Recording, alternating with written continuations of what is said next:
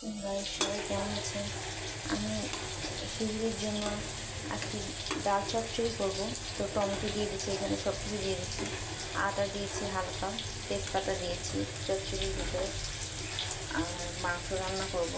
আজকে মাংস রান্না করবো হচ্ছে আপনার মিষ্টি কুমড়া, গাজর আর ছোটো একটা আলু দিয়ে। এই যে মাংস, এই যে আমি হালকা করে একটু ভেজে নিয়েছি মাংসটা, কলিজা আছে, আর এখানে হচ্ছে কয়েক টুকরা মাংস করে সেই খাওয়ার জন্য। আর এখানে হচ্ছে টমেটো দিয়ে, এই যে এখানে টমেটো দিয়ে রান্না করবো, তেজপাতা, একটু আদা নিয়েছি, আর এই যে হচ্ছে আপনার পেঁয়াজ, টমেটো দিয়ে রান্না করবো মাংসটা। আর এখানে মিষ্টি কুমড়া, গাজর আর হচ্ছে একটু আলু দিয়ে রান্না করবো। ঠিক আছে, খেতে অনেক মজা লাগে, আপনারা খেয়ে দেখবেন, একটু হালকা মিষ্টি মিষ্টি লাগে মাংসটা। আর আমার এখানে ডালটা হয়ে আসছে, তাহলে আমি একটু বাগার দেবো, ঘন করে ডালটা তৈরি করবো, আর একটু টানি বাগার দিয়ে দেবো।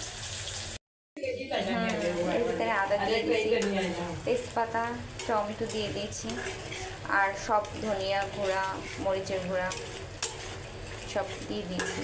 এখন এটা কষিয়ে তারপর আমি একটু টমেটো দিয়ে দিচ্ছি, টমেটোটা গলিয়ে তারপর হচ্ছে গিয়ে আমি দিয়ে দিব। আর এখানে আমার ডাল চচ্চড়ি হয়ে আসছে। আমি এটা হালকা, আমি আগে থেকে যদি সব কিছু বসানো হয় তারপরে যদি বাগারটা দেন তাইলেও ভালো লাগে, বাগার না দিলে এটা একটা ফ্লেভার আসে না আপনি সব কিছু। এখন আমার ডালটা হয়ে গেছে, অনেক ঘন হয়ে গেছে, এখন জাস্ট আমি একটু বাগার দিব, তারপর নামিয়ে দেবো। আর এখানে আমার টমেটোটা কষাচ্ছি, টমেটোটা হলে তারপরে আমি দিয়ে দেবো মাংসটা। টমেটো দিয়ে একটু টক টক লাগে, ভালো লাগে। টমেটোটা গলে গেছে, দেখুন আপনার টমেটো দিয়ে মাংস রান্না করে খেয়ে দেখবেন, অনেক টেস্টি লাগে। তো আমার টমেটোগুলো এখন মাংসটা দিয়ে দেবো। আর এখানে হচ্ছে আমি ডাল চচ্চড়িটা একটু বাগার দিয়ে দিচ্ছি, বাগার দিলে কী হয়, মজা লাগে।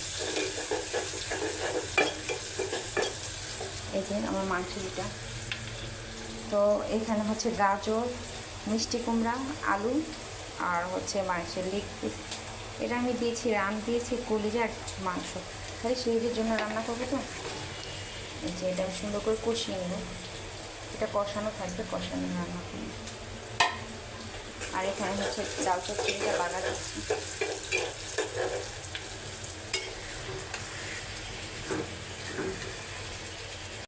এই যে দেখেন আমার ডাল বাগার দিয়ে দিয়েছি, ডাল চচ্চড়ি হয়ে গেছে, কি ঘন করে রান্না করেছি, অনেক টেস্ট হয়েছে।